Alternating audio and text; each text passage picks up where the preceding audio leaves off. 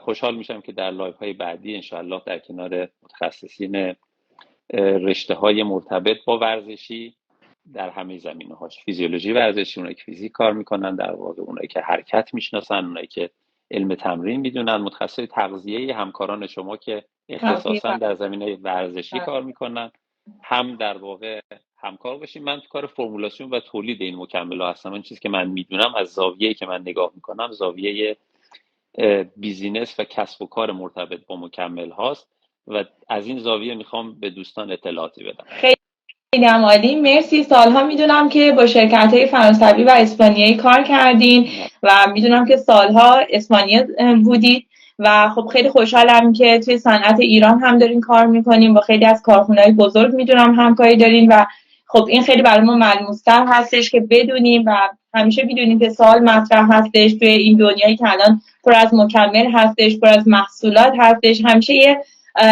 احتیاطی در ما وجود داره، یک نگرانی که وجود داره چقدر اینا سیف هستن، چقدر ما میتونیم اعتماد بکنیم. و حتی حدیث میدونین که توی کلاب هاوس هم که ما حالا جلساتی که افتخار حضور شما یا همکاران شما رو داشتیم همیشه بحث بوده که چقدر میتونه اینا بهشون اعتماد کرد. حالا امروز البته اختصاصا داریم در مورد مارکت با مکمل ها صحبت میکنیم. حالا امیدوارم که در لایف های بعدی هم در مورد مباحث دیگه کارخونه‌ای بتونیم صحبت بکنیم با هم و این اطمینان رو به دوستانمون بدیم. همه این لایف ها در جهت افزایش آگاهی هست، هم برای خود من که خیلی میتونه به سوادم اضافه کنه، هم دوستان عزیز که همراه ما هستن.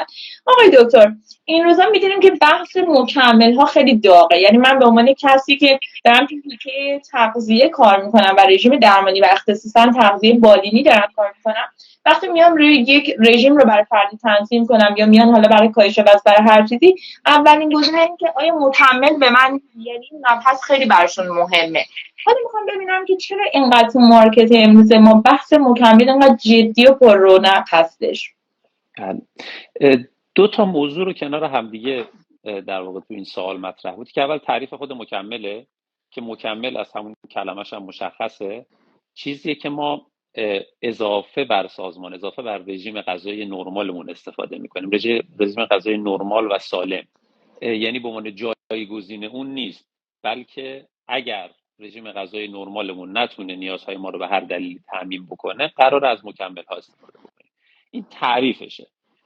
اما حالا بحث ما تکنولوژی و دلایل این اتفاق رو داریم که شما یک آینده عجیب غریب رو تصور بکنید که ما یک سری کپسول های خیلی ریز کوچولو داریم که تمام ریز مغذی ها و درشت مغذی هایی که ما نیاز داریم رو قرار مصرف بکنیم بدون اینکه لذت غذا خوردن ببریم و قرار فقط فیولاب بکنیم، قراره که اون مواد غذایی رو بگیریم و به اون نقطه برسیم.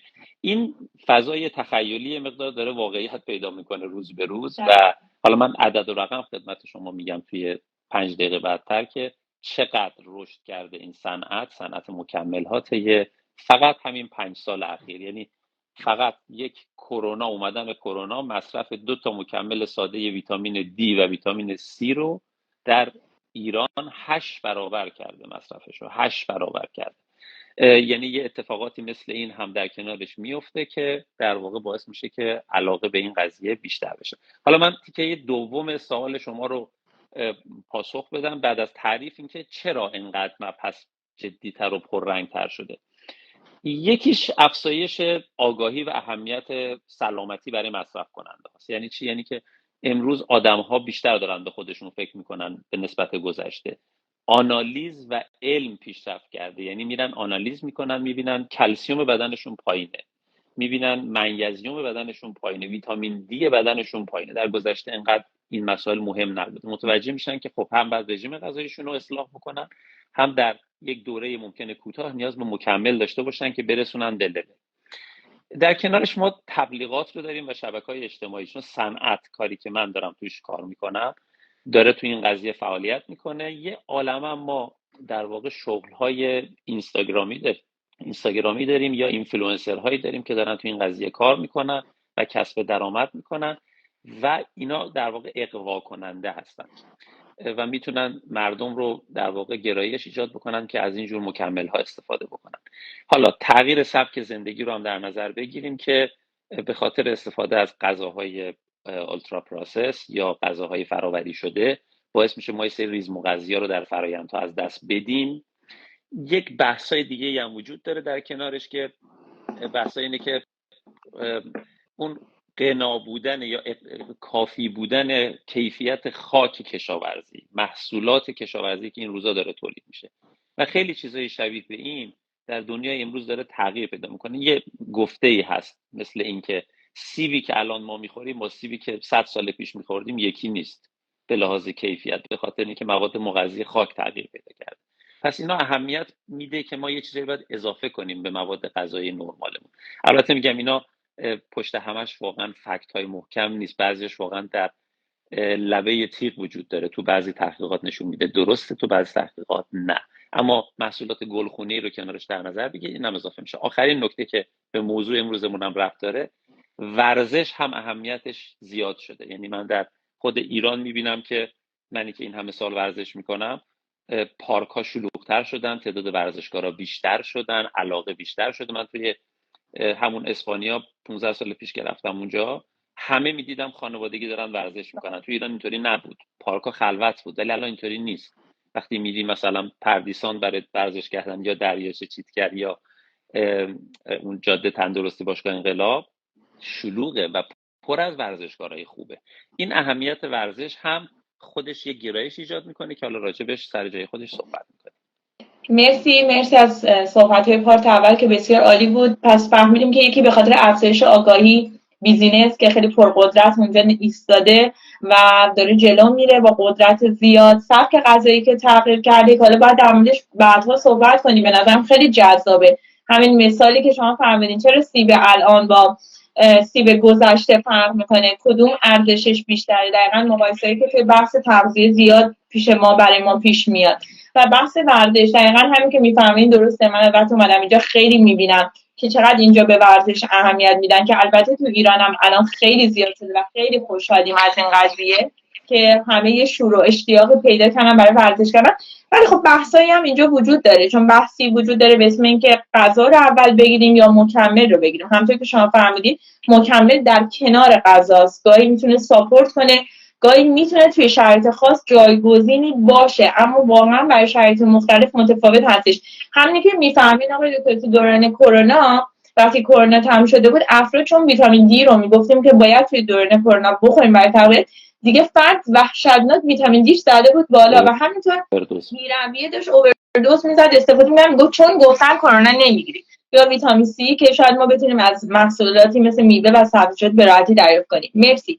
آقای دکتر، آیا طبقه بندی استانداردی برای این مکمل غذایی وجود داره؟ طبقه بندی استاندارد تحت عنوانی که ما در سراسر دنیا اینترنشنالی بخوایم اینو بپذیریم به این شکل شاید وجود نداشته باشه، ولی از جنبه‌های مختلف طبقه بندیش کردن. مثلا اینکه بگیم طبیعیه یا سنتتیکه، پایه گیاهی داره یا نداره، مثلا اینجور طبقه بندی ها داریم.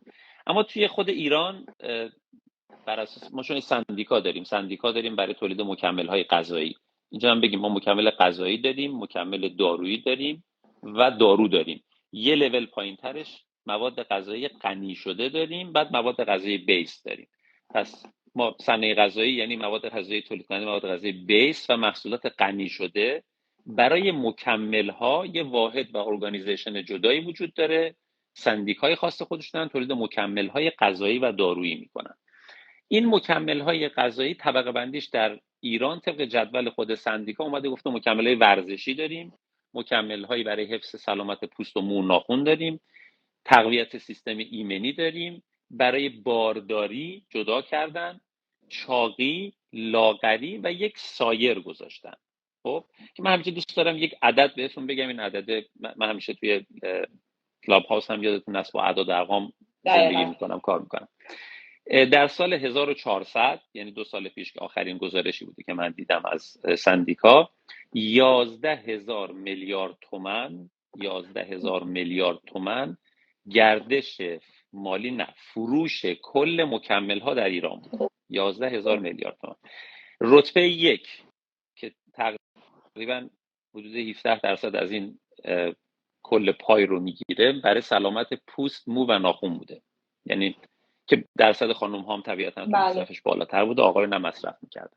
گزینه 2 تقویت سیستم ایمنی بوده که طبیعتاً پیامد همون داستان کروناست و گزینه 3 مکمل‌های ورزشی بوده. مکمل ورزشی میشه 564 میلیارد بوده که تقریباً 5% این کل بازیه، یعنی درصدش رتبه 3 جزو ستای اوله، ولی بازم درصدش خیلی بالا نیست. اما این طبقه بندی که خدمتتون گفتم سندیکا گفته در منابع تأمین کننده مواد اولیه این حوزه، شرکت‌های بزرگی مثلا مثل DSM که اینا در واقع میکرونوتریانت تولید میکنن یا ریزمغذی تولید میکنن و به شرکت‌های مختلف توصیه میکنن چه برای غنی‌سازی چه برای مکمل سازی.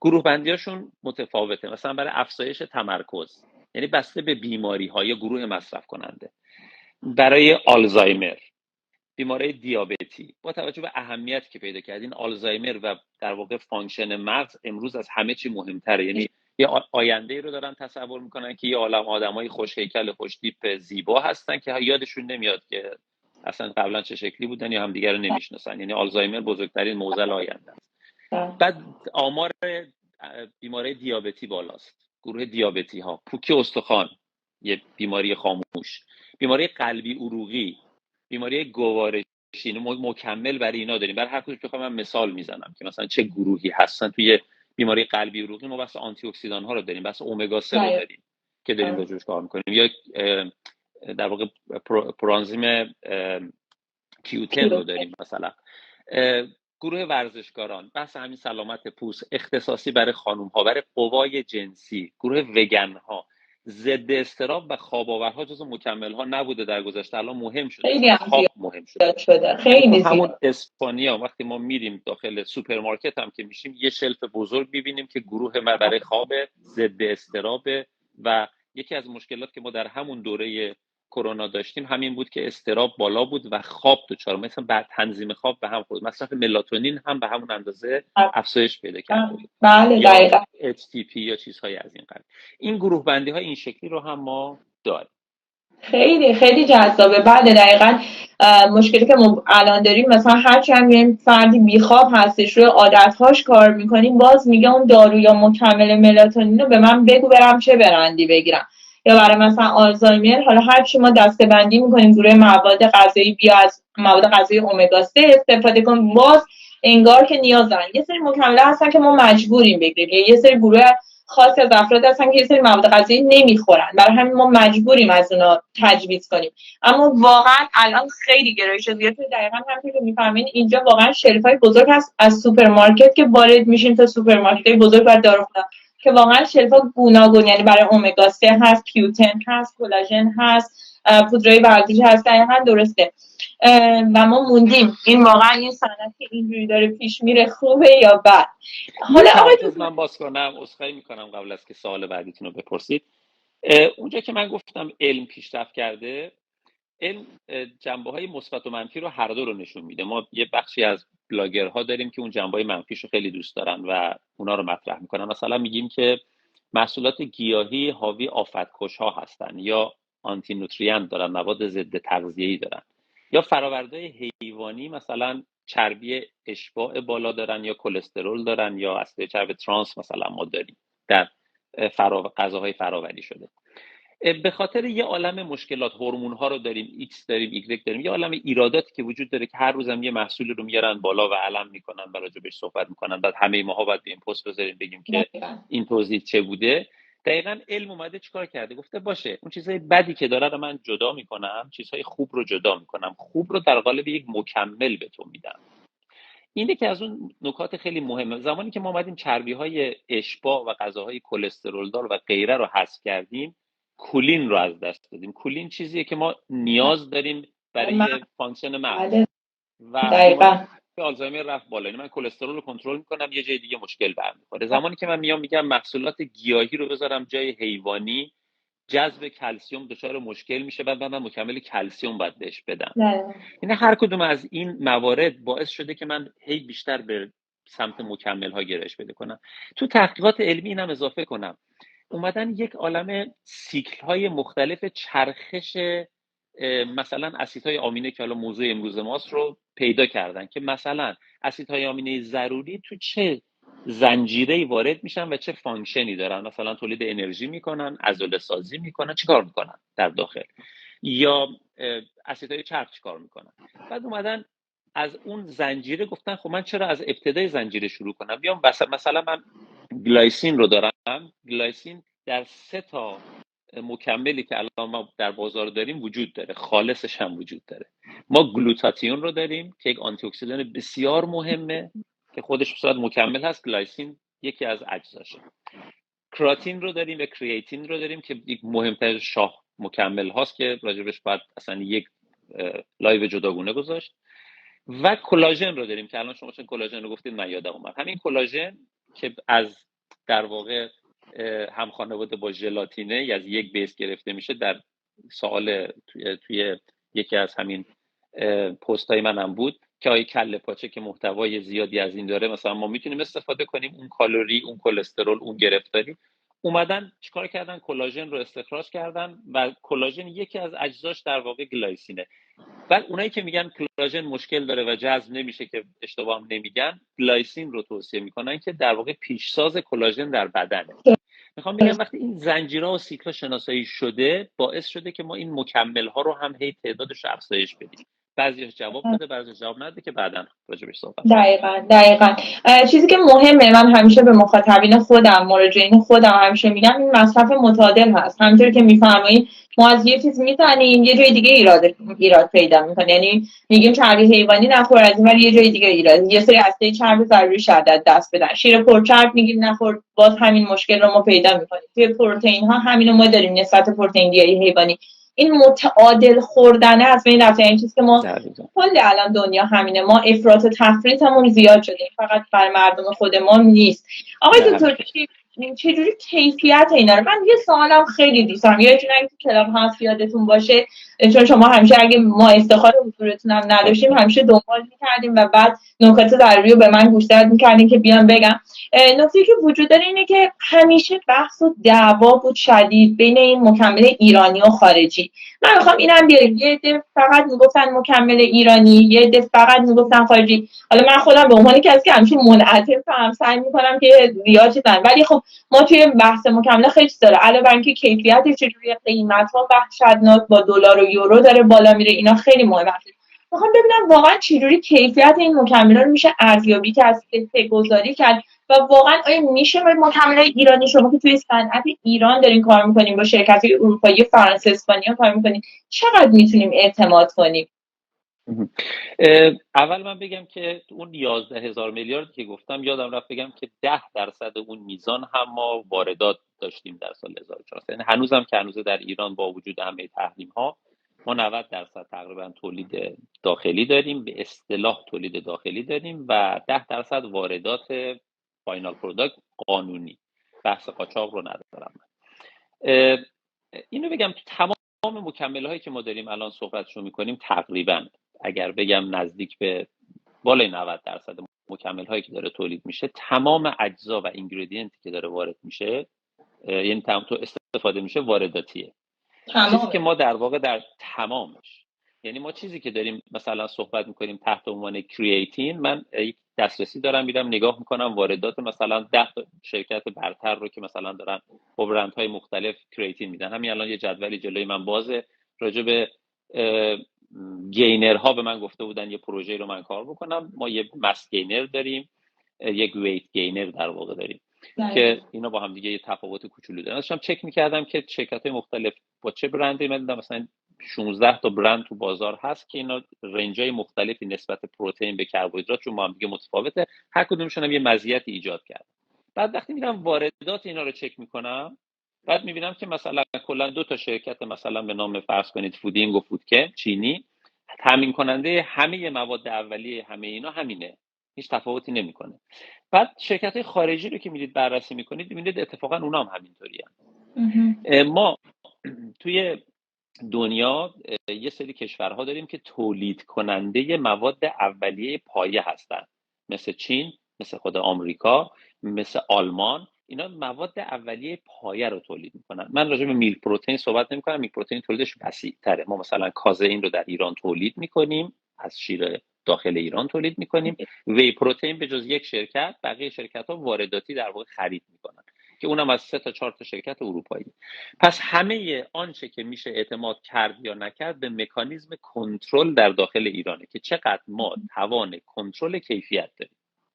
الان که ما نشستیم روبروی هم دیگه داریم با هم صحبت میکنیم، تقریبا یه سولوشه 5-6 ساله که دیگه اکثریت بازار مکمل های ایرانی شده، دیگه مکمل خارجی اجازه ندارن در داروخانه عرضه بکنن. قاچاقی شاید بعضی از مربی ها آدم ها دارن مثلا از ترکیه میارن یا جای دیگه میارن میفروشن. جنس ایرانی وجود داره. روز به روز داره این تکنولوژی پیشرفت میکنه. الان که پیش هم نشستیم در نقطه بسیار ایدئال نیستیم که همه ریز مغذی هایی رو که ادعا میکنه روی لیبل آیا دقیقاً به همون میزان دارد یا ندارد. اما راجع به درشت مغذی ها مثلا مثل میزان پروتئین یا درصد چربی یا کربوهیدرات، راجع به اینجور چیزا مطمئنیم. راجع به ریز مغذی ها باید بفرستیم آنالیز بشه. اینا رو میفرستن ادواری آنالیز میشن، اما اینکه همه سازمان ها خودشون آیا HPLC دارن آیا GCMS دارن که بخوان اینا رو اندازه‌گیری کنن، نه متاسفانه. در دنیا کشورهای اروپا وقتی ما داریم راجع به اپتیموم نوتریشن صحبت میکنیم، ON علاوه بر که خودش این تجهیزات رو داره، قرارداد باید داشته باشن با یک شرکت که کار کنترل کیفیت انجام میده و از همه بچه‌هاشون نمونه گیری میکنن، تست انجام میدن و سرتیفیکیتاشون واقعی تره. ما در ایران به اون اندازه واقعی نیستیم، اما شرایط خیلی بدی هم نیستیم. چگونه بد نیستیم؟ اینکه اونایی که الان معتبرتر هستن و فروش بالاتری دارن و گردش مالی بهتری هم دارن، به خاطر توانی که دارن قدرت اثبات بهتری هم دارن. یعنی شما وقتی راجع به میلک پروتئینای شرکت پگاه یا کاله میخواید کار بکنی، به خاطر اعتباری خودشون میفرستن مرتب آنالیز میکنن و این آنالیز رو جواب میدن. این که حالا خوبن یا بدن رو من الان نمیگم ها، میگم آنالیز میکنن. یا شرکت های معتبر آنالیز های بیشتری انجام میدن و اتفاقا افرادی هم که چه مربی ورزشی که زحمت میکشن، چه متخصصین تغذیه که باهاشون کار میکنن، رو هر بچ جدیدی که میگیرن آنالیزشون رو میگن بفرست. آنالیز رو میفرستن یک آزمایشگاه اکریدیته براشون چک میکنه که مورد تاییده. اینجوریه. به لایسنس نمیدونم تاییدیه های بین المللی و این چیزایی که الان خیلی ها تبلیغ میکنن و لیبلشون خیلی توجه نکنیم. به اون آنالیز هایی که میدن بر اساس افرادی که میشناسیم میتونیم تا حدی اعتماد بکنیم، ولی روز به روز داره بهتر میشه. وزارت بهداشت هم یه واحد مستقل داره برای مکمل ها و روز به روز دانششون داره میره بالاتر و سختگیرتر میشن. من فکر میکنم شاید تو 4-5 سال آینده بسیار بهتر از اینی که الان هستیم هم خواهیم بود. مرسی. واقعا ایران خیلی پیشرفت کرده تو این نکات. بچه‌ها خیلی آگاه، همکاران، دوستان خیلی علمی شدن. خیلی واقعا دوستان با سواد خیلی زیاد هستن که دارن توی شرکت کار میکنن. پس شما میگین که مکمل ایرانی میشه بهشون اعتماد کرد. یه بحثی وجود داره که مثلا توی ریزش مو یا مثلا پوست، من به عنوان یه متخصص تغذیه که تدریس میکنم واقعا میبینم وقتی طرف داره مکمل خارجی میخوره این ریزش موه بهتر قطع میشه تا مکملی که از یه کمپانی خیلی خوب قوی که میاد تو مطب من مینشسته سالها و من سالها باش همکاری میکردم، توی داروخونه ها برای من داروها رو میذاشته که من همیشه تجویز میکردم، ولی اونقدر نتیجه نمیگرفتم. یکی از حالا اسم برند رو من نمیارم چون من خیلی با کمپانی‌ها میومدن مطب و باشون همکاری میکردم، ولی واقعا اون نتیجه نمیگرفتم و واقعا به این ویزیترشون میگفتم من نتیجه‌ای که مثلا از فلان چیز دارم تجویز میکنم میگیرم از برند شما نمیگیرم. واقعا بحث این چجوری آقای دکتر با اینکه میگین مواد اولیه یکیه، کمپانی اعتبار داره؟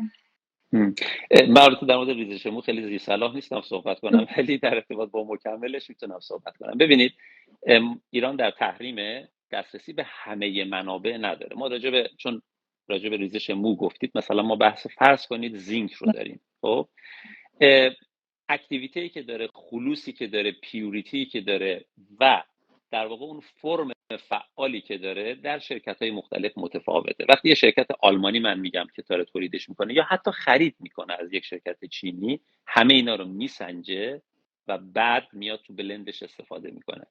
ما در ایران الان میتونیم تضمین کنیم که اون میزانی که در فرمول متعهد بودیم و استفاده کردیم، ولی چقدر این میتونه اثر بخش باشه رو متاسفانه توان کنترلش رو نداریم.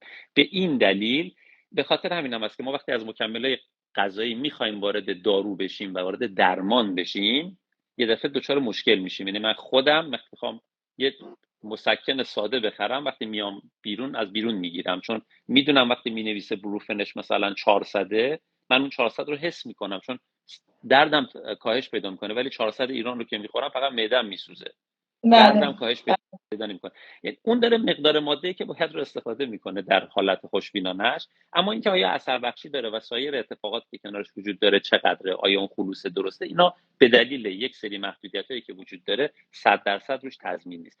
پس هرچه درمانی تر داریم فکر میکنیم و به میکروگرم و میلی گرم داریم فکر میکنیم، یه مقدار کار در ایران اطمینانش میاد پایین‌تر. به خاطر همین گفتم روی درشت مغذی‌ها مثل پروتئین، مثل خود کریاتین، رو اینجور چیزا میشه اعتماد کرد، مثل بتاآلانین، اینا خالص میاد، خالص بسته‌بندی میشه، نه هیچ اتفاقی روش نمیفته. اما وقتی میریم سراغ ریز مغذی‌ها یه مقداری نمیتونم من 100 الان به شما بگم، همه چی خیلی گل و گلبله. درسته، دقیقا. خب تو شرکت‌های ورزشی، شرکت کارخونه که کار می‌کنم مثل کارن، پگاه، من می‌بینم بچه‌ها میگم من تخصصم تغذیه ورزشی نیست، من تغذیه بالینی کار می‌کنم، ولی بچه‌های ورزشی رو خیلی دوستان زیادی دارم، دکتر تغذیه ورزشی هستم و می‌بینم که دارن با شرکت‌های ایرانی مثل کارن، پگاه کار می‌کنن. خیلی حتی شیراز رو می‌بینم اوردر میدن به مراجعینشون، همه راضی هستن. ولی خب همونجور که فهمیدید توی داروها ما کوچولو باید حواسمون باشه و حالا به بودجه هم خیلی ربط داره آقای دکتر، چون دعوای کلاب هاوس همیشه با مربیای ورزشی داشتیم، با خیلی از کسایی که این بحث هزینه بود. واقعا اینکه من تغذیه نمیتونم واقعا بگم برو یه قرص الان 1.5 میلیون 2 میلیون بخر، من بارها شده میگم برو فلان برند رو بخر و به من میگه گرونه، شاید خود منم باشم نرم بخرم. این یه واقعیت هست، چون مجبور 3 ماه 4 ماه دارو رو مصرف کنه. پس امیدواریم روزی برسه که ما بتونیم از محصولات ایران قشنگ استفاده بکنیم و با قیمت خوب بگیریم.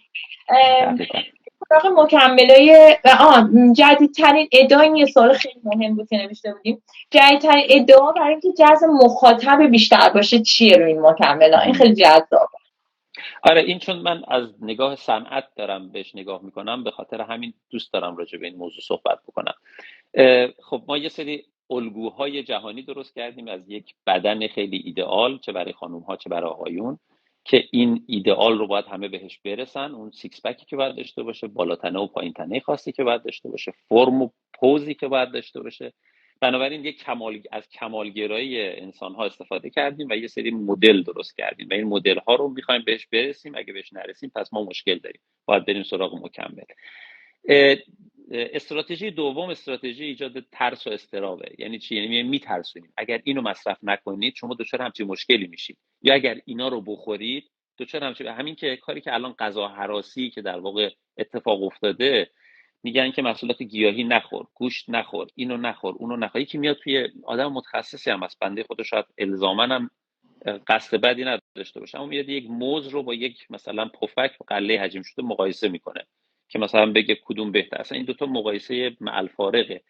با ایجاد ترس و اضطراب باعث میشه که این اتفاقی در ایران افتاده ما داشته باشیم. دیروز یه پستی من دیدم که نوشته بودن آمریکایی‌ها مثلا دارن 3500 کالری کیلوکالری در روز مصرف میکنن، روزی میانگین 20 دقیقه ورزش میکنن، بعد میگن چرا چاقیم. خب من این پست بیشتر از این باید ناراحتم کرد، به خاطر که تو ایران از 2100 کالری میانگین کل مردم ایران اومده به زیر 2000، 1800 1900 کیلوکالری، که ما میدونیم نیاز پایه ما داریم برای آدم 60 کیلویی 2000 در نظر میگیریم. یعنی وقتی ایجاد ترس و اضطراب میکنیم، مواد غذایی مصرفش میاد پایین، ما مجبوریم با مکمل ها بریم جبران بکنیم. اینا بازار مکمل ها رو داغ میکنه و اصلا هم خوب نیست. موضوع بعد که ما در ایران داریم و در خیلی جای دنیا، در ایران بیشتر، باور به معجزه است. حب الشفا، اینو بخور همه دردات برطرف میشه، اینو استفاده بکن همه چی خیلی خوب میشه. این دوتا رو بذاریم کنار هم دیگه، چون پست آخر شما در ارتباط با ماسالا بود که قبلتر منم یه پست گذاشته بودم. به علاوه اون حرف علمه، ما الان میگیم که مثلا شما میگید زنجبیل توش بریزید، مثلا دارچین توش بریزید، اینو بریزید اونو بریزید که این ویژگی ها رو داره. اینا ادویه دیگه. این ادویه رو از کجا باید بگیرن؟ این ادویه باید آسیاب بشه، آسیاب شده شو باید بگیرن. ادویه پر از وقتی میگیرید، مثلا شما دارچین رو، چوب دارچین رو روش کپکا رو میبینید، دچار مشکله. یعنی مسئله بهداشتیش اصلا درست نیست، هم سموم داره هم خود کپک توش وجود داره.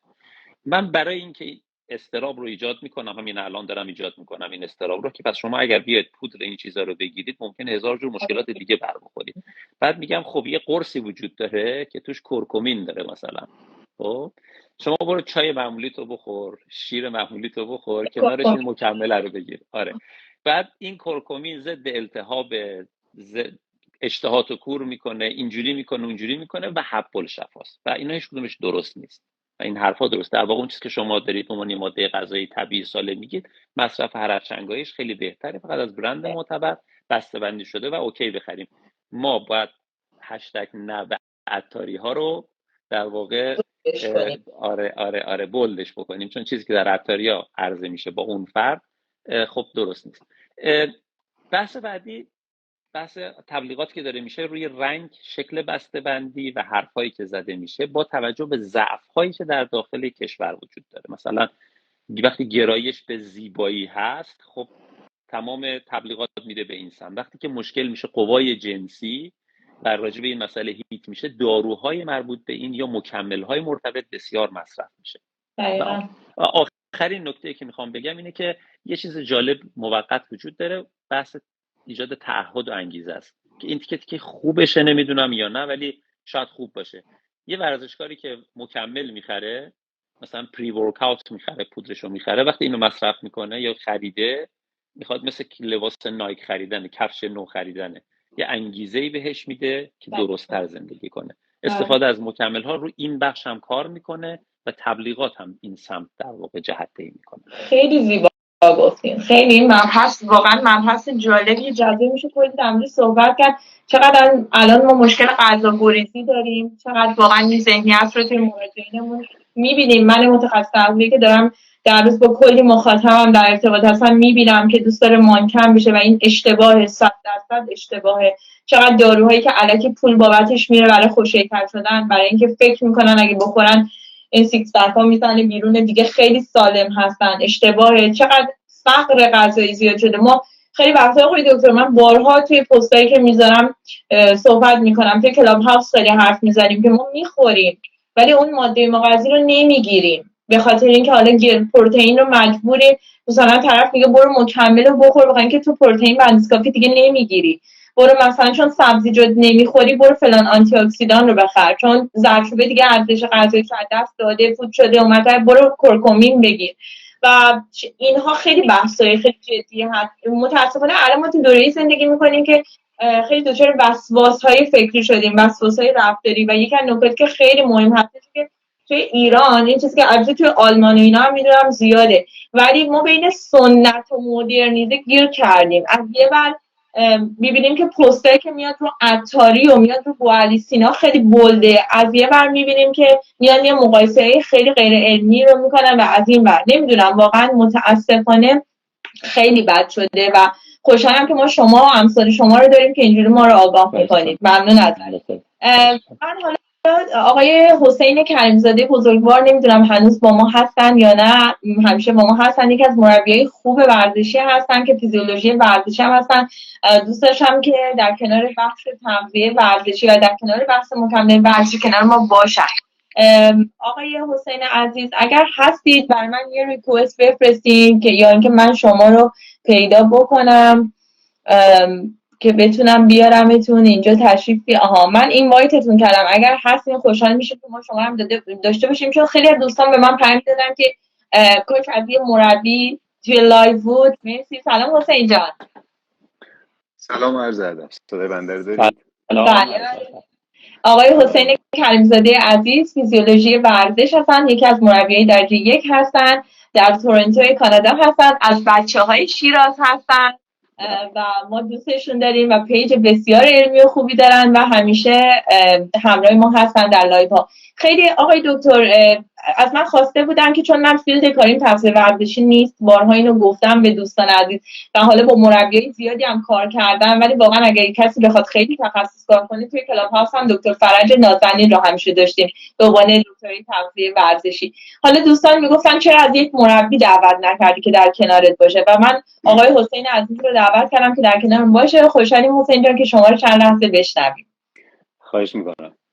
عرض سلام مجدد. خیلی باعث افتخار بنده است که در خدمتتون هستم. همچنین جناب دکتر خسروی عزیز. من تازه با پیجی ایشون آشنا شدم از طرف خانم دکتر همایونی. یه توضیح کوتاه و مختصر بدم، نمیدونم چقدر تایم داریم یا زمان داریم. در مورد خودم هستش فقط. بسیار بسیار این لایو واسه من جالب بود. مطالب بسیار خوبی رو جناب دکتر خسروی مطرح کردن. خب حالا من سابقا ورزشکار رشته شنا بودم، ملی پوش بودم و اینکه با توجه به علاقه‌ای که به ورزش داشتم تحصیلاتم هم رفت به سمت ورزش. کارشناس ارشد فیزیولوژی ورزش دارم. پایان نامه من هم روی مکمل‌های ورزشی بود. حالا بیشتر از نوع مکمل‌های بافری بود.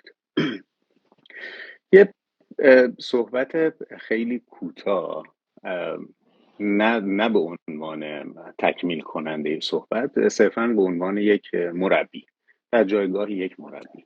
چون من اعتقاد دارم یک مربی ورزش اگه در جایگاه خودش بتونه خوب عمل بکنه بهترین کاری کرده و اصلا دخالت توی هیچ فیلد دیگه ای نکنه، از جمله تغذیه، از جمله فیزیوتراپی، آسیب یا هر چیز دیگه. توی بحث مکمل من حس میکنم این تو گام اول یک نیازسنجی باید بشه و این نیازسنجی در گرو تخصص یک فرد دیگه است و به نظر من کمتر مربی میتونه این نیازسنجی رو ایجاد بکنه یا اینکه جواب اون نیازسنجی رو به کلاینتش بده. یعنی احساس میکنم که دیدگاه مردم نسبت به مکمل همونجوری که دکتر فهمیدن یه دیدگاه مثلا به عنوان یک معجزه کننده است و واقعا اینجوری نیستش. چرا؟ چون افراد مختلفی در جامعه میخوان از این مکمل استفاده بکنن. این افراد گاهن میتونن ورزشکار ملی باشن، ورزشکار رقابتی باشن، ورزشکار حرفه‌ای باشه، یه ورزشکاری باشه که ورزش دوسته، فقط ورزش واسه سلامتیش میکنه. سنای مختلف، خانوم هست، آقا هست، بچه هست، بزرگ، باردار، نیست، تو چه شرایطی هستش. گاهن میتونه با بیماری باشه که مثلا بعضی از مکمل‌ها تداخل ایجاد بکنه و خیلی خیلی خیلی مهمه این گام اول که نیاز سنجی بشه. توی مرحله بعد حالا نیاز سنجی شد، اون موقع توسط یک متخصص، توسط یک فردی که آگاه هست به سیستم غذایی این فرد، به سیستم بدنی این فرد، به نیازهاش و اینکه حالا چه داروهایی مصرف میکنه یا مصرف نمیکنه، اون موقع اون مکمل باعث تجویز بشه. حالا دستجات مکمل ها همونجوری که شما فرمودید تو قالب ورزشی شما من صرفا فقط عرض میکنم. خب یه سری مکمل ها تو وادی مکمل های حجم عضلانی هستن، یه سری مکمل ها به عنوان پری ورکاوت استفاده میکنن که افزایش کارایی میدن، یه سری مکمل ها توی بازار الان خب خیلی ترند شده به عنوان چربی سوز که خب بحث روش البته خیلی زیاده، شاید اطلاعات و معلومات من اجازه نده که خیلی تخصصی روی این موضوع صحبت کنم که خب اون بیشتر جناب دکتر خسروی فکر میکنم بیشتر روی این قضیه میتونن مانور بدن. اما من خودم به شخصه تا به امروز به هیچ وجه به هیچ کدوم از این کلاینتام توی این حدود شاید قریب 20 سال 18 سال که مربی هستم، چه تو رشته شنا چه بدنسازی یا بچهای رشته‌های ورزشی شنا و واترپولو که بدنسازی هاشون پیش ما کار میکردن، تا حالا مجوز استفاده از مکمل ورزشی رو به هیچ کس ندادم. فقط گفتم برو پیش متخصص، برو اگر متخصص تغذیت بهت گفت برو اینا استفاده کن بکن. توی یه موردهای خیلی نادر که خیلی اطلاعات خوبی از بدن ورزشکارمون داشتیم گاهن این کاری کردیم، ولی به هیچ وجه، یعنی مسئولیت داره. بعضی وقتا میتونه اون فرد نارسایی کلیه داشته باشه، بعضی وقتا اون فرد میتونه مشکلاتی رو بعداً واسش ایجاد بکنه که با این خوردن این مکمله شاید تشدید بشه.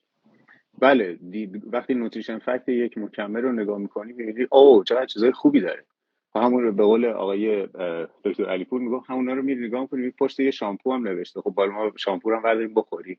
نه اینجوری نیستش واقعیت. این نیاز سنجی باید بشه که در صورت اون نیاز اوکی و من موافقم با این قضیه و اینکه خب فکر میکنم همون آگاهی رسوندن به مردم که این کار شماها دارید انجام میدید، خیلی هم خوب دارید انجام میدید. اون دفعه فکر کنم توی یه تکست خدمتتون گفتم این آگاه کردن مردم خیلی سخت‌تر از گمراه کردن مردم. گمراه کردن مردم الان خیلی راحت شده، مخصوصا با این فضای اینستاگرام. یعنی کافیه شما یه حرف خیلی بی ربط و بی خود و قابل توجه بزنی، همه دو دستیمون رو میچسبن. ولی حالا بخوای بیا علم رو ثابت کنی، بیا اصول رو به مردم یاد بدی، یا از طریق اینستاگرام بخوای وارد اون اصول بشی، من فکر میکنم خیلی کار سختیه. و دوستانه بگم دم شما گرم. مرسی از شما که در کنار ما هستید. زنده باشید. بریم روی سوالامون و بعد باز شما رو برمیگردیم به شما. آقای دکتر خسروی نازنین، مکمل ورزشی اصلا چجوری طبقه بندی میشن؟ بریم تو بحث ورزش. حسین جان عزیزم اومدن، چجوری این مکمل ورزشی برای ما طبقه بندی میشن؟ من تشکر بکنم به خاطر که خیلی دلنشین و قشنگ صحبت کردن و خیلی هم شفاف و واضح نکات خیلی مهمی رو گفتن. اتفاقا اشاره کردن به طبقه بندی و من در همون راستا صحبت میکنم. یک طبقه بندی کلی داریم ما در مورد مکمل های ورزشی که حالا 3 گروه اصلیه، به جز این که دوباره همون بحث نچرال هربال بودن و غیر هربال بودن رو داریم و این یه طبقه بندی این شکلی داریم. یه بحث ویت منیجمنت داریم، در واقع مدیریت وزن داریم که چه چاقی، چه لاغری، چه افزایش وزن، چه گینر هاست، چه بحث در واقع کاهش وزن. یه نوتریشنال ساپلمنت داریم، مکمل‌های تغذیه که همون مکمل‌های گروه قبلی هستن، چون همونا رو باز نیاز دارن ورزشکارا. اما بخش اصلی طبقه بندی رو ما تو پرفورمنس اینهانسینگ داریم، در واقع جایی که ما داریم روی پرفورمنس ورزشکار کار میکنیم. طبقه بندی 5 گانه داره، یعنی 5 گروه تعیین شده براشون. پری ورکاوت که اشاره کردن بهش، بحث ایندورنس رو داریم که در حین ورزش من میتونه جزئی از پری ورکاوت باشه ها، ولی در حین ورزش من کم نیاره بدنم و انرژی لازم رو داشته باشه. پست ورکاوت رو داریم که همون ریکاوریه یا میتونه هر دوش باشه. گروه پروتئین ها رو به طور کامل جدا کردن، با اینکه جزوی میتونه از ریکاوری باشه، خود اسیدهای آمینو میتونه جزوی از پری ورکاوت باشه یا ایندورنس باشه. و یه گروه پنجم داریم که گروه در واقع تستوسترون ها، بوستر ها یا پروهورمون ها هستن که به خاطر اینکه در گروه شاید بدها قرار دارن کمتر راجبش صحبت میکنه که بدآموزی نداشته باشه، ولی به نظر من اتفاقا باید راجبش صحبت بشه، چون توی باشگاه‌های ایران به خصوص که میری، تعداد افرادی که الان ماها میگیم آمپولی هستن یا هورمونی هستن، تعدادشون از افراد نچرال خیلی بیشتر دارن میشن و این متاسفانه به خاطر خیلی از مشکلات مسائل جامعه شناس باید بیاد صحبت بکنه، روانشناس باید بیاد صحبت بکنه چرا اینقدر گرایش به مصرف این چیزا زیاد شده و همه مایکروویوی میخوان سریع به یک نتیجه‌ای برسن. بعد راجع به اینا صحبت بشه، عوارضش صحبت بشه. این گروه کلیه، ولی من تولید کننده وقتی میخوام تولید بکنم گاهی موقع تلفیق اینا رو استفاده میکنم. یعنی چی؟ مثلا میام همین الان دارم روی نوشیدنی کار میکنم من برای یک شرکتی که های پرو این نوشیدنی، یعنی پروتئین داره، وی پروتئین داره، بخش بیشترش مقدار کازئین داره، توش از مواد ضد التهابی مثل کورکومین استفاده میشه و یک قندش مثلا لو کرب محسوب میشه، قندش کاهش یافته است، لاکتوزش هم پایینه، یعنی تلفیق اینا رو استفاده میکنن. این طبقه بندی کلیه که ما داریم. اما دوست دارم همینجا اشاره بکنم به این که چون تک تک اونها مثال داره که مثلا تو پری ورکاوت چه چیزایی استفاده میشه، چه هدفی داره، که خوبه که اگر وقت شد امروز صحبت کنیم، نشد بعداً صحبت بکنیم.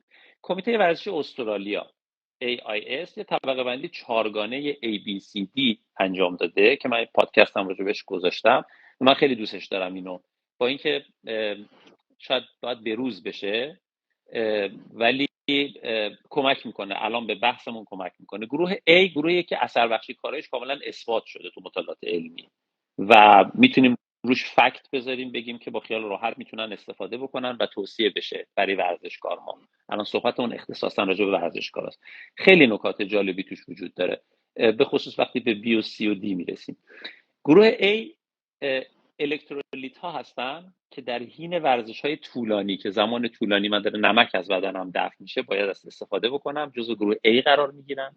سورس های پروتئین جزو گروه A قرار میگیرن حالا اینا چه فرمی دارن فرمش مهم نیست. پروبیوتیک ها جزو فرم A قرار میگیرن، جزو گروه A قرار میگیرن. ویتامین D، کلسیوم، زینک و آهن، اینا همشون جزو در واقع ریزمغذیایی هستن که در گروه یک مکمل ها قرار میگیرن. مصرفشون میتونه توصیه بشه برای ورزشکار. حالا تعریف ورزشکار و این طبقه بندی که فرمودن بسیار بسیار درسته. ما داریم راجع به کدوم ورزش، کسی که هر روز 20 دقیقه میره ورزش کنه یا پیاده روی میکنه خودش رو ورزشکار میدونه یا نه کسی که 1 ساعت بریم 2 ساعت ورزش سنگین میکنه.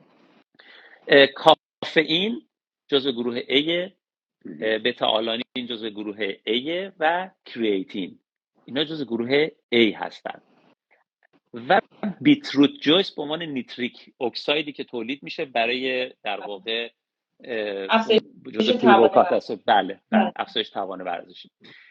گروه B اینا گروه A تموم شد. یعنی همین الان میتونیم حدس بزنیم که خیلی از چیزایی که الان در بازار داریم از اسم میبریم دیگه جزو گروه A نبودن. اینا در واقع گروه B به صورت قطعی تایید نشده، هنوز نیاز به تحقیقات بیشتر هست و جوابای متناقض داده. مثلا اومده راجع به یک گروه توی جوانها تست شده، جواب گرفتن در کوتاه مدت. حالا من راجع به بحث وی که میخوام صحبت بکنم یه عالمه صحبت راجع به وی میکنم، مزیتش به کازئین. در تحقیقات کوتاه مدت، در تحقیقات دراز مدت میبینید خیلی هم تفاوت فاحشی با کازئین نداشته و من دارم بیشتر مارکتینگ میکنم. این تایمش، تعداد افرادی که به کار گرفته شدن، سنشون، جنسشون، اینا تو تحقیق باید نگاه بشه. بر اساس اونا در واقع میاد راجبش صحبت میشه. پس گروه B هنوز ما 100 روشون نیستیم و باید با احتیاط عمل کنیم، خیلی هم جدی نگیریمشون. گروه های خیلی هیجان انگیزی هستن تو گروه B. پلیفنول ها، ویتامین C، کلاژن، L-کارنیتینی که تو بازار اینقدر مطرحه، همین کورکومینی که صحبت کردیم، بله همین کورکومینی که صحبت کردیم، بله فیش اویل، CLA، اینا همه جزو گروه B هستن. گروه C اصلا اثرات کمی نشون داده شده، بیشتر بر این بوده که تاثیر آنچنانی گذاشته نشده، بیشتر اتفاقا این موضوع گفته شده، یعنی چندان ضروری به نظر نمیرسه. اونه که ضروری به نظر نمیرسه شاخ رو بالاشون BCAA و لوسین که این هم در واقع مارکت روش داره کار میکنه و این همه سر و صدا داره. HMB جزء این مواردیه که روشون کار میشه و روشون صحبت میکنه. تیروزین که ما بفرمایید دکتر جان ببخشید یه پرانتز کوتاه عذرخواهی میکنم. فرمودید BCAA و لوسین، یعنی لوسین بله. جدایی از BCAA. بله ما لوسین رو جداگونه هم الان دارن روش کار میکنن که اضافه بکنن. چه جوری؟ مثلا ما موقعی که حالت عادی داریم BCAA رو نسبت 2:1 لوسین، ایزولوسین و والین. الان اومدن لوسین رو اضافه میکنن که بشه 4:1 مثلا. یعنی لوسین رو بالاتر بردن. بالاتر میگیرن. این که بالاتر بردن لوسین به تنهایی، با این که ما میدونیم بالاترین سوختوسازی که داره انجام میشه، میگم سوختوساز هم عضله سازی هم انرژی که در واقع در عضله هست، سنتزش هست، مربوط به BCAA. اما این وقتی در قالب سایر اسیدهای آمینه میاد اون ساخت انجام میشه. این فقط مثلا MTOR رو میتونه فعال بکنه که ساخت انجام بشه. خب من بقیه‌اش کجاست؟ اینا تخصص دقیقاً فیزیولوژی شماست و بعداً میتونید صحبت بکنید. تیروزین خودش خیلی موضوع هیجان انگیزیه به تنهایی، چون هم دوپامین ازش میاد هم داره توی سنتز کمک میکنه و برای ما خیلی موضوع هیجان انگیزیه.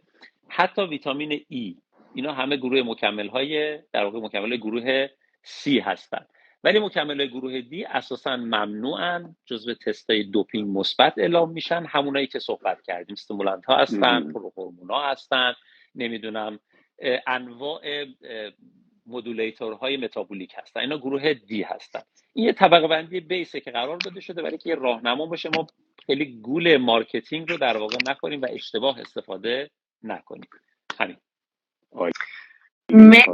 مرسی از شما. من صدای شما رو یک لحظه کم دارم. الان صدا برای شما اوکی هست؟ درسته؟ صدای شما خیلی واضح و عالی میاد. چون من پشت خط آمدم صدای شما کم شد. من یه سوال بپرسم و بعد بریم سراغ آقای حسین عزیزی. آقای دکتر خسروی، حالا بریم انواع مکمل‌های پروتئینی رو همینجا بحث بکنیم، چون این بحث میدونیم که خیلی بحث درازیه و من میخوام از شما هر دو عزیز قول بگیرم که در هفته آینده همراه من باشین. امیدوارم که حالا دوستان دیگه هم که دوست دارن اگر دوست داشتن میتونن حتما به من بگن. ولی خب من از شما دو عزیز بزرگوار دوست دارم که همراه من باشین، چون بحث مکملات ورزشی وقتی واردش میشیم دیگه اصلا دیگه و خب خیلی بحث جذابیه چون طرفدار زیاد داره. الان میبینیم که به قول شما حتی افرادی که ورزش هم نمیکنن، این تازه شروعی از ورزش رو کردن، میگن که برم پروتئین وی بخرم، کراتین بخرم، کازئین بخرم و بحث جالبی هستش. میخوام در مورد کوتاه در مورد انواع مکملات پروتئینی بگیم و بعد بریم یه جمع‌بندی کنیم. آقای حسین هم بشنویم و اگر دوستان سوال دارن جواب بدیم. چون این لایو میخوام من لایو رو برای یوتیوب سیو کنم، اینجا سیو نمی کنم، فقط چند لحظه اول سیو میشه، برای همین باید طوری مدیریت بشه که بتونم لایو رو نگه دارم. انواع مکملات پروتئینی که نقش هر کدوم توی یه رژیم متعادل برای ورزشکار بتونیم حساب کنیم چیه؟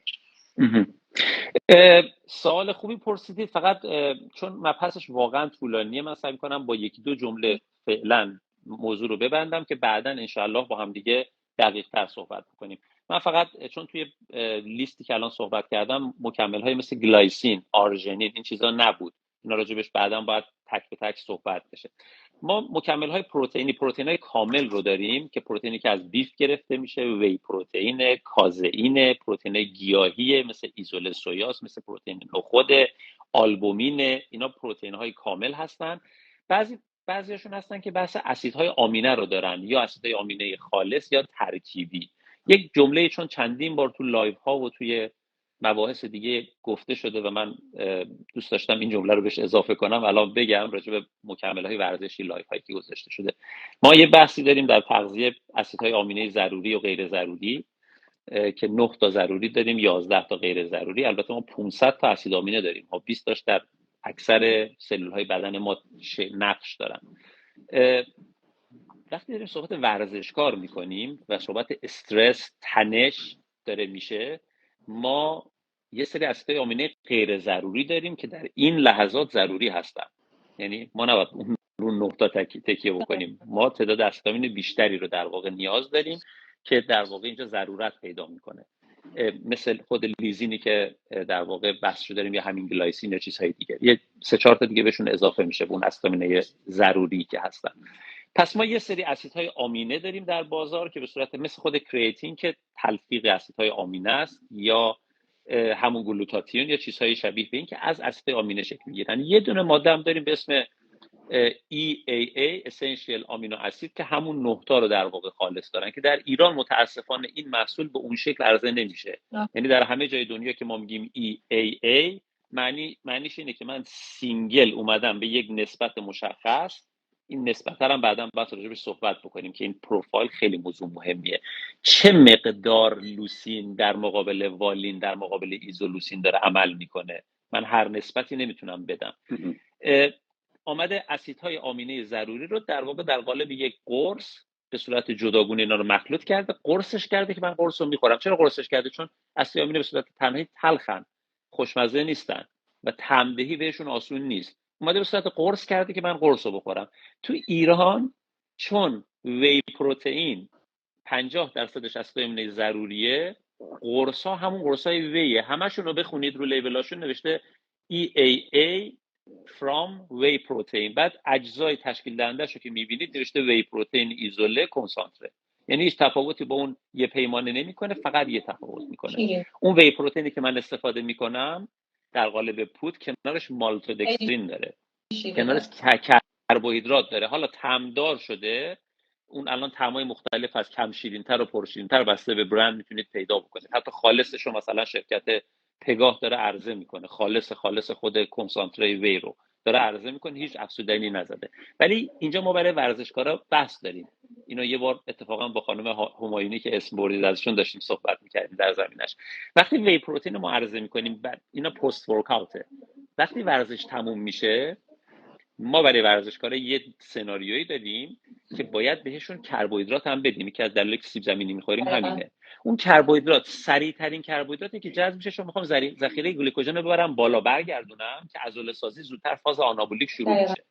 به این دلیل مالتودکسترین رو میزنن توی وی که یه بخشی کربوهیدرات داشته باشه که کربوهیدرات رو در واقع کنارش بگیرن، ولی نسبت چیه؟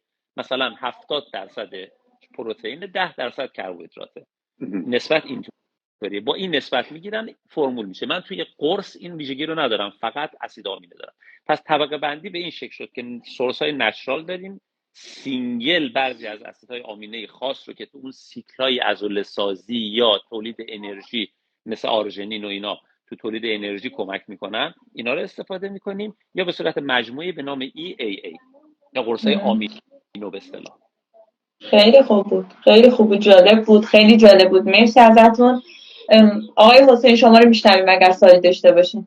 خواهش میکنم. نه بسیار بسیار استفاده بردم از فرمایشات جناب خسروی و اینکه واقعا همونجوری که فرمودن ما توی بعد ورزشکارهای قهرمانی یا ورزشکاران رقابتی، حالا اسم ورزشکار حرفه‌ای رو نمیارم چون خودم چند مدت پیش متوجه شدم واژه حرفه‌ای مربوط به ورزشکاریه که داره کسب درآمد میکنه روی ورزشش. آره، خب این همیشه علم آپدیت که میشه این واژگان هم آپدیت میشه. این ورزشکارها اتفاقا خیلی باید تحت نظر باشن و اینا حتما یک متخصص باید کنارشون باشه که اون بحث دوپینگی فعال نشه. من یادم سالیان سال پیش یک شناگر بسیار بسیار خوبی ما داشتیم که ایشون رکورد ملی رو هم جابجا کرد، متاسفانه سر یه اشتباه کوچیک و مصرف یه داروی اوورکانتر که خیلی هم عادی هستش، تست دوپینگش مثبت در اومد و اون رکورد رو از دست داد. حالا اون بحث این مدل ورزشکارها رو کنار بذاریم، من فکر میکنم عامه مردم که الان دنبال این هستن که از مکمل استفاده بکنن، دنبال قهرمانی یا کار رقابتی نیستن، بیشتر دنبال زیبایی هستن. بیشتر دنبال اینن که یه چیزی بخورن که یا زودتر به تناسب اندام دست پیدا بکنن یا زودتر به حجم عضلانی دست پیدا بکنن یا یه چیزهای شبیه این. و این تفکر رو باید یواش یواش توی ذهن مردم درست کنیم که این واسه تو معجزه نمی‌کنه. مصرف به موقع و به اندازه هر نوع مکملی هستش که میتونه کمک کنه به اون سازمان غذایی، به اون برنامه غذایی، به اون لایف استایل. خیلی وقتا هستش خیلی از بچه‌ها مکمل‌های خیلی مدل مختلف هم مصرف میکنن ولی به خوابشون مثلا توجه نمیکنن، جواب نمیگیرن، فکر میکنن مشکل از اونه، فکر میکنن مشکل از مثلا مکمله یا چیزای دیگه است. خلاصه که مجموع تمام اینها که عمده‌اش تغذیه و مکمل هستش و بعدم مسائل خواب و استرس به افراد عادی کمک میکنه که اینا رو سمت سوق بده به سمت اون تناسب اندام و چیزایی که الان مردم خیلی دنبالش هستن تو این وادی. دقیقاً. بحث تغذیه و ورزش اینقدر الان شیرین شده بین مردم، بین جوان‌ها که بیشتر تجاری شده. من فکر می‌کنم که الان هر بلاگری اینفلوئنسری رو ببینیم دیگه یا داره تبلیغ میکنه یا داره از خودش یه چیزی میگه فقط حالا برای جذب فالوور یا متاسفانه برای تجارت. ما الان توی تغذیه خیلی افراد می‌بینیم که مثلا از فلان شگرد استفاده کنیم، مثلا از فلان چیز رو بخوریم. واقعا اینا جنبه تجاری داره برای جذب مشتری و چقدر میتونه با سلامتی بازی کنه. چیزی که همیشه گفتیم متعادل بودن سالم خوری در وهله اول برای ما خیلی مهم هستش. آقای دکتر خسروی، آقای کریم‌زاده عزیز، واقعا افرادی هستن که من توی پستی که 2-3 تا قبل که حالا بحث و حرف و حدیث هم توش خیلی بین فالوورها زیاد بودم رو پروتئین وی گذاشته بودم، خیلی از من پرسیدن این پروتئین وی رو برم بخرم نخرم، در صورتی که اصلا من اومدم فقط یه چیز رو بیان کردم. این فقط برای یک توصیه بود برای یک فرد مثلا اگر ورزشی میخواد پروتئین وی رو مصرف کنه بهتره که مثلا چه مدلی استفاده کنه.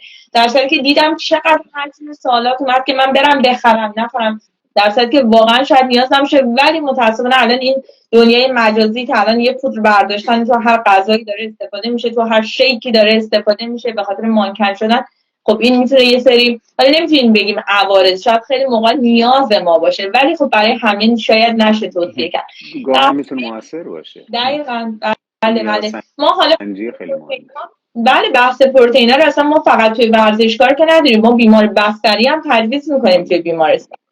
ما داریم برای بچه‌های در حال رشدی که فقر غذایی دارن داریم توصیه میکنیم. اون فردی که پروتئین به اندازه کافی نمیگیره ما داریم تجویز میکنیم. ولی واقعا اینکه دنبال عامه نبودن، اینکه با یه متخصص، با یه مربی ورزشی تیم ورک کار کردن خیلی مهمه که الانم خدا رو شکر توی ایران این قضیه خیلی زیاد شده. مرسی آقای دکتر خسروی، که جنبندی هست از شما میشنویم تا اینکه لایو بعدی در خدمتتون باشیم. نه خواهش میکنم. من فقط چون حرفا چند بار بعضیش خوب توضیح داده شد به نظرم، دوست دارم یک خط قرمز فقط بکشم در ارتباط با مصرف مکمل‌های ورزشی برای کسایی که ورزش شروع میکنن.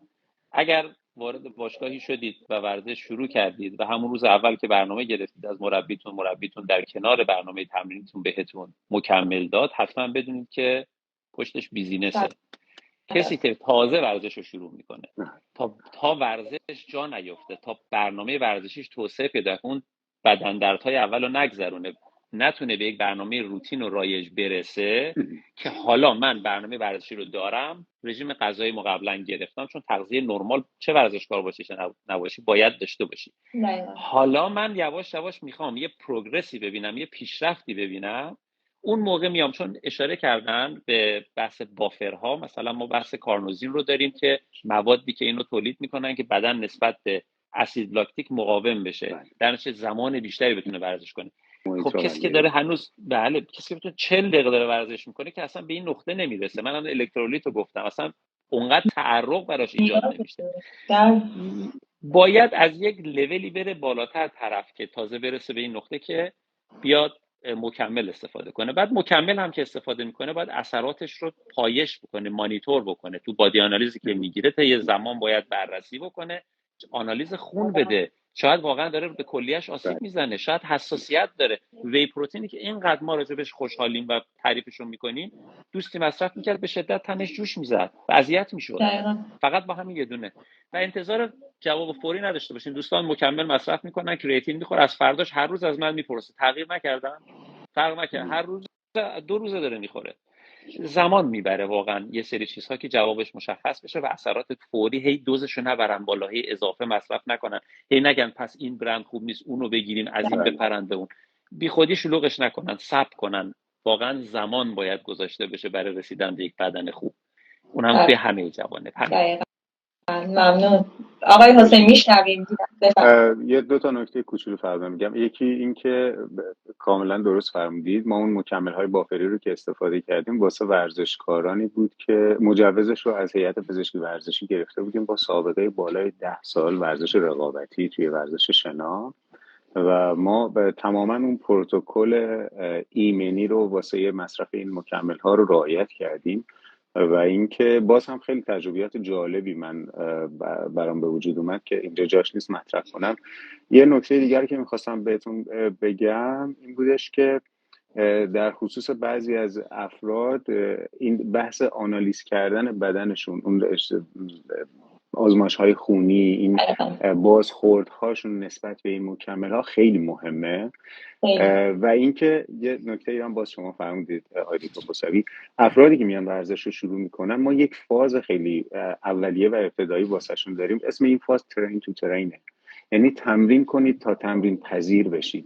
تو فاز تمرین کردن برای تمرین پذیر شدن اینها نیاز به هیچ چیز خارجی ندارن، اینا نیاز به هیچ مکملی یا دارویی که افزایش کارایی بده یا افزایش انرژی بده نداره.